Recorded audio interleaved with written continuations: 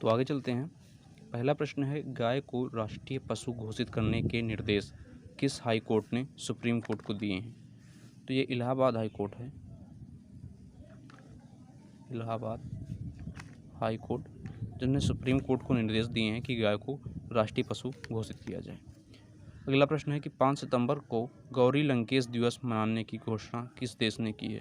तो कनाडा ने 5 सितंबर को गौरी लंकेश दिवस मनाने की घोषणा कर दी है। आगे चलते हैं। किस देश के पीएम ने इस्तीफ़ा देने की घोषणा की है? तो जापान के पीएम हैं जिन्होंने इस्तीफ़ा देने की घोषणा की है। आपको पता है जापान के पीएम थे योशिहिदे सुगा, ये जापान के थे, लिख देते हैं जापान। तो इन्होंने इस्तीफ़ा देने की घोषणा की है और अगले पीएम इसके नियुक्त हुए हैं फूमियो किशोहिंदे। ठीक है। अगला प्रश्न है, राजीव गांधी के नाम पर साइंस सिटी का उद्घाटन या आधारशिला कहाँ रखी गई है? तो महाराष्ट्र में राजीव गांधी जी के नाम पर साइंस सिटी बनेगी। आगे चलते हैं। लद्दाख राज्य का राज्य पक्षी और राज्य पशु किसे घोषित किया गया है? तो लद्दाख राज्य का राज्य पक्षी जो घोषित किया गया है वो है काली गर्दन वाली क्रेन पक्षी है। और पशु की बात करें तो हिम तेंदुआ जो है ये लद्दाख राज्य का राज्य पशु घोषित किया गया है। आगे चलते हैं। डिफेंस एक्सपो 2022 की मेज़बानी गुजरात करेगा। साथ नामक पहल का उद्घाटन, साथ नामक पहल जो है ये जम्मू कश्मीर के उपराज्यपाल मनोज सिन्हा जी ने इसका उद्घाटन किया है। तो ये जम्मू एंड कश्मीर के उपराज्यपाल मनोज सिन्हा जो इस समय हैं, पहले थे मुर्मू और अब मनोज सिन्हा जी बन चुके हैं, जीएस मुर्मू पहले थे। एनडीबी ने नए सदस्य के रूप में चुना है। एनडीबी नेशनल डेवलपमेंट बैंक, जिसका हेडक्वार्टर शंघाई चीन में है, और इसके जो नए 3 सदस्य चुने गए हैं वो हैं बांग्लादेश, उरुग्वे और यूएई, संयुक्त अरब अमीरात। आगे चलते हैं। मुफ्त पानी देने वाला भारत का पहला राज्य, ये वही राज्य है जहाँ पर 100% जो बाहर शौच होता है वो मुक्त हो गया है, वही राज्य है गोवा। यहाँ पर लोगों को मुफ्त पानी देने वाला भारत का पहला राज्य बना है। आगे चलते हैं। केंद्रीय प्रत्यक्ष कर बोर्ड का नया चेयरमैन किसे नियुक्त किया गया है? तो केंद्रीय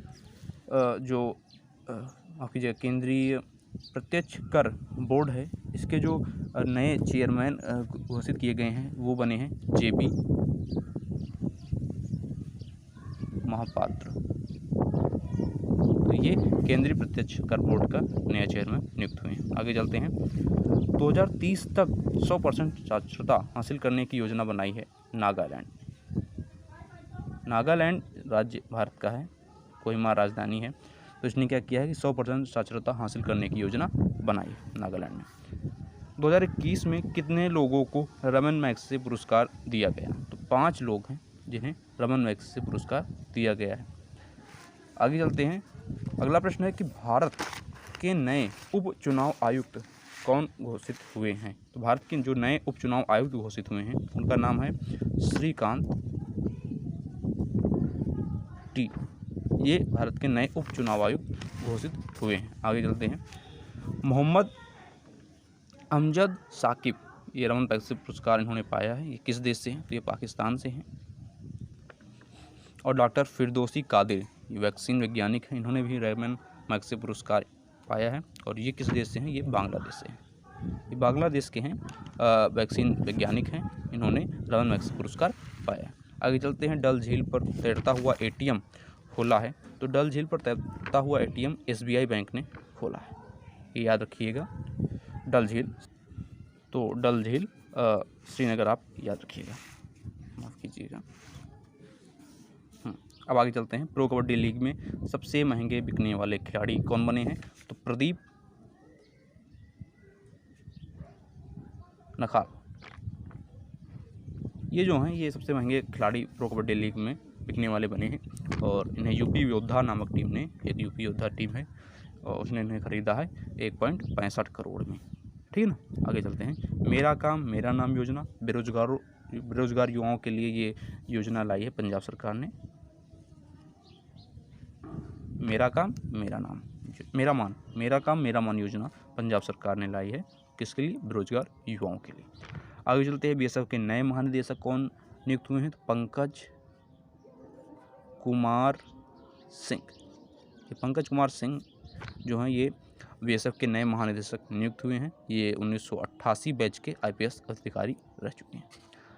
ये हैं, माफ़ कीजिएगा, रहने चुके हैं। आगे चलते हैं। पहली बार मेट्रो का परीक्षण हुआ है भारत के पड़ोसी देश बांग्लादेश में। ठीक है। आगे चलते हैं। अफगानी नागरिकों के लिए ई वीज़ा अनिवार्य किया है किस देश ने? भारत ने। ठीक है। एशिया का हथियारों का सबसे बड़ा आयातक देश कौन बना है? भारत ही बना है। सबसे ज़्यादा आयात किया है इसने।